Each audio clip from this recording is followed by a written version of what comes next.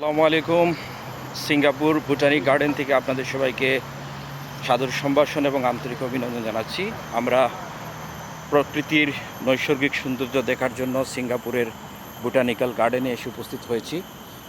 এখানে নিস্তব্ধ পরিবেশ, ঝিঝি পোকার ডাক শোনা যাচ্ছে, নানান রকমের গাছ এবং প্রচুর পর্যটক এখানে এই বোটানিক্যাল গার্ডেনটি দেখার জন্য, উপভোগ করার জন্য প্রতিদিন অসংখ্য পর্যটক এখানে আসেন এবং এটার ভিতরে বাইসাইকেল এলাও নয়, এখান থেকে পায়ে হেঁটে চলতে হয়। আমরা এই মুহূর্তে একটি বন্য প্রাণী দেখতে পাচ্ছি, সরীসৃপ জাতীয় একটি প্রাণী।